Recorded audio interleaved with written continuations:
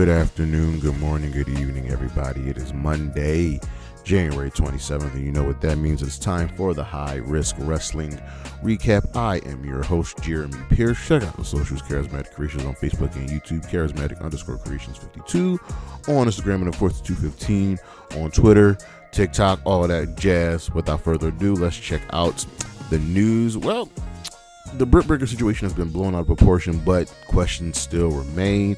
Fact of the matter is she is not getting used. There are no imminent plans for her, and the division has essentially shifted to a focus on Mariah May, Toni Storm, Harley Cameron, Mercedes Moné, Willow, Chris. She is just might be done, and allegedly Thunder Rosa wanted to fist fight Britt Baker. I mean, if you know about the early history of what went down between Britt and Thunder Rosa, you can see that Britt has been a bully and that Thunder Rosa as well, and her rights to whoop that ass. We have a front runner for WrestleMania 42. It looks like they will be returning to New Orleans. We're waiting for confirmation on that.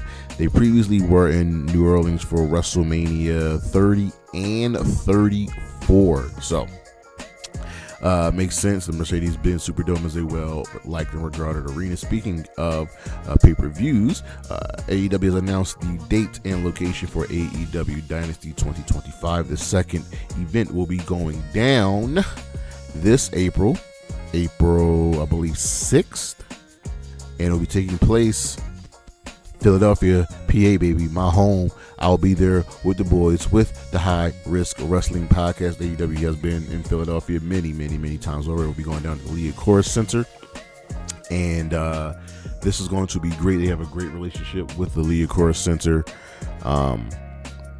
It's going to be good news for them. TNA Wrestling will be headed to Full Sail University. To do what? Well, to do a live taping. This is really good. This is part of that partnership with WWE. What's going on with them?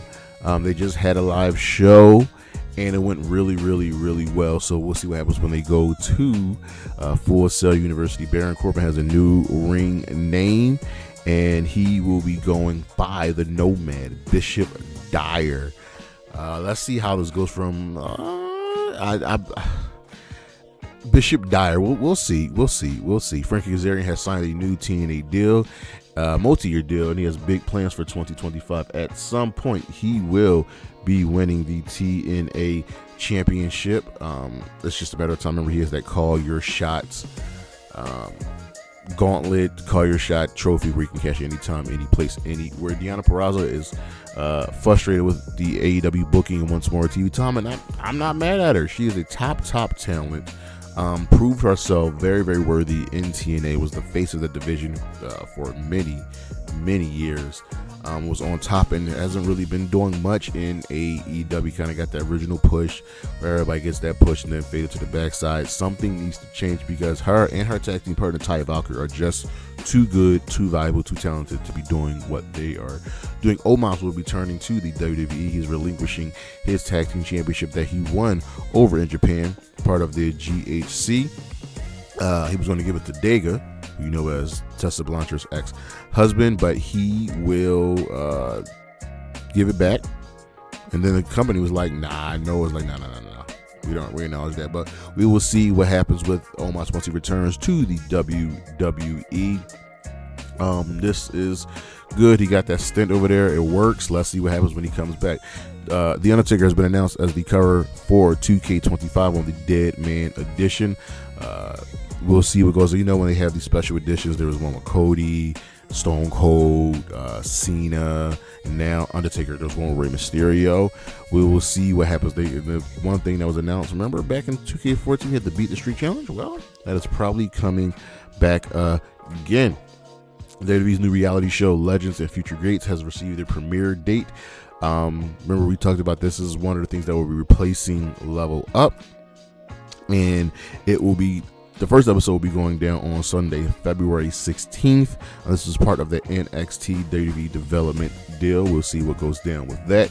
And then the biggest news of the year so far. Jordynne Grace has signed with the WWE a multi-year deal.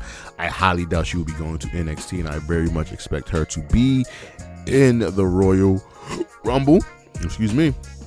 Undeniable star power. I would not be shocked if she wins. Wink, wink, nudge, nudge. Go check out one of the newest lists. On the injury side of things, just two things. Ali Ketch and is out of surgery after that brutal leg injury. She's good in good spirit. She is working on getting better and getting just healthy. And it's kind of strange that she's never really gotten a look from companies, because she has been one of the top independent talents in women's wrestling. And in some sad news, Lord, again, Dakota Kai is hurt, and the injury is much worse than expected. She's been pulled from the road. Looks like she might miss the Royal Rumble. We don't know what the injury is just yet. She just got back from an injury. Something is up with this girl. Hopefully it is nothing bad, nothing too crazy. But all wishes and positive thoughts to Dakota Kai and Ali Ketch. We'll be right back with the Weekend Review.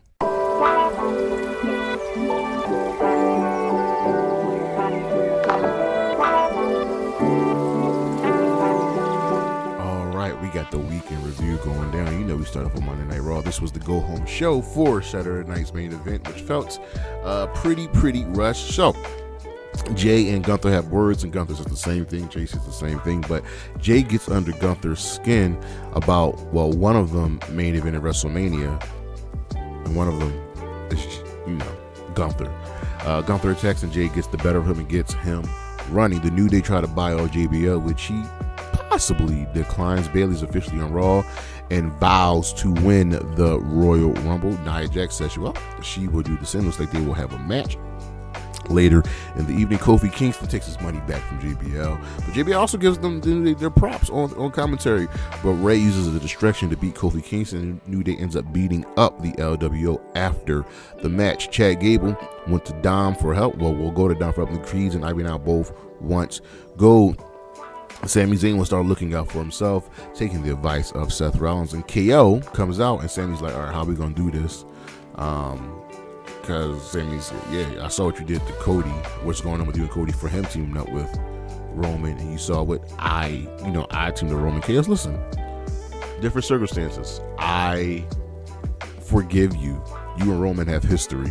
Just look, I know you would do the right thing at the Royal Rumble. Intriguing. Braun tells Sheamus that he'll never want the Intercontinental title. They do have a title match at Saturday night's main event. Nia defeated Bayley in a fantastic match. Rhea and Nia fight and brawl because, Women's Championship will be on the line at Saturday night's main event. They're still infighting with the Judgment Day. They're throwing little barbs and shots at each other. Penta defeated Pete Dunne. Logan Paul is now on Raw. CM Punk vows to win the Royal Rumble, even taking a shot at Hulk Hogan. Damage Control will beat the PFC because the PFC always loses. They don't win matches. Sucks. Seth Rollins ended up defeating Drew McIntyre, getting with a roll-up, but Sammy tried to help after the match and accidentally kicked Seth in the face. This is intriguing because we know Seth knows Sammy didn't do it on purpose, but also fight your own battles. Over on Dynamite, this was the go-home show. Go-home show for the homecoming shows. We're preparing for Dynamite returning to Jacksonville at Daly's Place. This show gets fits. Ospreay wanted to make amends with Omega, but Omega declined, reminding him about their last match together. You remember that? Forbidden Door. Ospreay was still with the Don Callis family and stabbed Omega in the head with a screwdriver. We got Okada, Omega, and Ospreay. Lord. As Don Callis comes out to say some words, Omega just charges him and goes to whipping that ass, and then Ospreay and he end up fighting with the Don Callis family. They really use the arena, and they would double moonsaults off of a high barricade. And Omega ultimately agrees to team up with Ospreay to go against the family. Jon Moxley and crew won't lose sleep over hurting Adam Copeland, and he's a relic of the past and they'll break his neck. Feel no remorse for it. The Hurt Syndicate defeated Private Party to win the tag team titles. Mark Briscoe came out after Super Private Party, and I understand that Private Party's title run was a little underwhelming, but this still tells the story of, they finally got over the hump of beating the Young Bucks. There were some small feuds here and there, but it's still about overcoming and building this young talent. And we will see what happens there in this got no better man than Mark Briscoe to counsel you when it comes to tag team wrestling. Mariah May can't wait to meet Toni Storm, and Harley and Toni end up hyping each other up. They were just talking in Australian slang. It was really good. Karen tells Jeff that he shouldn't have gotten low into the mud with MJF. In the ring, Jarrett says to MJF will find out exactly who the last outlaw is, and Claudio attacked Jarrett. Because remember, Jarrett wants the world championship. Well, Claudio says to get the mox, you got to go through me. Swerve ended up defeating AR Fox. Ricochet threatened Prince Nana backstage. Had a great line saying this may be Swerve's house, but it's a new landlord and rent is due. MJF says Jarrett will know and realize that it's better to make a deal with the devil than denying him. Hangman Page walks him off. Future feud, I like that.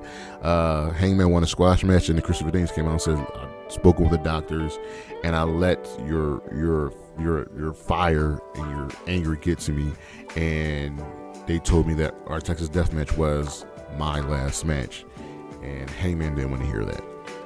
He was hurt. Harley sings a song and challenges Mercedes Moné for Grand Slam. Mercedes is like, nah, this was great. I still think the match is going to happen.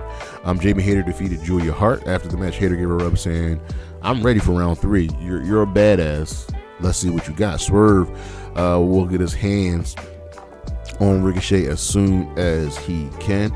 The Hounds of Hell, consisting of Julia Hart, Buddy Matthews, Brody King, are here, and they will honor themselves. In the main event, Colt beat Pac. The Death Riders were shown attacking the Rock and Roll Express on FTR backstage. Then he came out swarming and attacked Copeland. Jay White tried to make the save, tried to fight him off, but the Riders got the upper hand, and Mox choked out Copeland. It's a good show. Over on Impact, this was the Genesis Fallout show. This gets a fist. Joe Hendry will face Matt Cardona later in the evening, putting the championship on the line. Eric Young had confronted Alexander at the pay-per-view. We didn't see this. They showed it tonight. And Backlund tells Young that they don't owe Alexander anything. Remember, he tried to end your career. Alexander thanks them, and Backlund doesn't shake his hand. The Elegance and Rosemary defeated Spitfire and Masha Slamovich. As soon as this match was announced, I knew that was going to be the result. The Northern Armory turned on Josh Alexander, and Eric Young made the save. The Hardys end up defeating the System. 23 is revealed, and it is revealed to be Steph DeLander, and she is your new digital media champion. She got the belts in the divorce from PCO. If you don't know what happened, PCO just pretty much lost his mind at the GCW show about a week ago, and he's no longer with the company. And her new partner is Mance Warner, who ended up attacking Sami Callihan. Fraxiom defeated the Rascalz. Mike Santana wants the world championship. Well, he's got to go through one person. Mustafa Ali has made his return, re-signed with TNA, and he has a new campaign, and that's to become TNA World Champion. Tessa Blanchard says she answers to no one. She's better than Stone Cold. She's better than everybody. She's not apologizing for who she is. We'll see. And in the main event, Joe Hendry defeated Matt Cardona. JBL got involved stopping Ryan Nemeth, I believe, and Cash from getting involved. Over on SmackDown, we're just moving in circles up until we get to the Royal Rumble. Joe gets a fist. Joey Tessitore interviewed Cody, and Cody did Cody things, said Cody things. This was fine. DIY continues playing Pretty Deadly. The Motor City Machine Guns ended up defeating Pretty Deadly. The Miz is now on SmackDown, where the lights are. He's like, well, I got the lights, moving SmackDown on my hair. KO barged in to the ring and got to the ring and wanted to know why he wasn't interviewed. He threatens Matthew McConaughey, that Matthew McConaughey, and Jimmy Uso made the save and a challenge. Mello will face SmackDown's newest signing, which is revealed to be Damian Priest. B-Fab and Meechin beat Piper Niven and Chelsea Green. Charlotte will return at the Royal Rumble, which I am not excited for. She's probably going to win. Check out the list. And dethrone Tiffany Stratton. Rhea Ripley interrupts Tiffany Stratton, and then Nia and others interrupt, leading to a tag match with Bianca, Naomi, and Rhea defeating Nia, Liv, and Candice. They are holding off on this holding off on this Bianca and Rhea Ripley match. I don't know when we're going to get this joint. Meechin says she'll get one more shot at Chelsea Green for the title next week. Apollo Crews snuck and beat Johnny Gargano. LA Knight defeated Tama Tonga. Braun made the save after the match and fought off Jacob Fatu. They got a match going down at Saturday night's main event. Theory and Waller are now being moved to Raw. Damian Priest defeated Mello. Motor City Machine Guns versus DIY will be going down for the titles at the Royal Rumble. In the main event, KO defeated Jimmy. Uso Mello attacked Jimmy before the match, and Jimmy went on to finish the match. Cody made the save after KO was about to give this man a package power driver through the announcer desk. Crazy. Over on Collision. This was the homecoming, Daly's place. This show actually gets a thumb up. We open up with Samoa Joe defeating Nick Wing. Okada defeating Commander. This was a champion versus champion match. Okada shook Commander's hand and jumped him after the match. This was really good. Hobbs and Big Bill were fighting at the parking lot. Bill almost got murdered, but he got away. This was good. We just nonetheless proceeded these two. The Undisputed Kingdom defeated Dan Garcia in 2.0. I like the refresh of the Undisputed Kingdom, putting them in the trios division. Let's not forget about Taven and Bennett and get them in the tag team division. Remember, the Undisputed Kingdom consists of the Undisputed Era, the three guys that just fought, and the Kingdom, Taven and Bennett. But it was good to see Cool Hand Ange and Daddy Magic back with their son, Daniel Gar. See it, Matt Caster cut a promo on Daddy Ass and Bo and said he will have the best wrestler alive open challenge. And he is a survivor and look for other survivors. Darius Martin challenged Leo Rush to a match because, well, Dante let Leo back into the lives and he failed, so he's got to fix this. The hardest role to play is yourself. We had a face-to-face between Mariah May and Toni Storm. And Toni, the ever-lovable rookie, so she looked up to Mariah. She's happy to be facing her. Mariah hugged Toni, put her in the bosom, and then beat her down. Mariah May is walking to the back. Toni says the hardest role to play is yourself. What? Timeless Toni Storm is back. This was just a way to reinvigorate herself. She is back. She says that, Mariah, I gave birth to you. I'll shove you back in my womb and spit you out, and I'm going to rip your tits off. And Mariah May looked terrified. The Timeless One is back. The Hounds of Hell defeated the Gates of Agony. We can use more with the Gates of Agony. Deonna Purrazzo buried Harley Cameron backstage.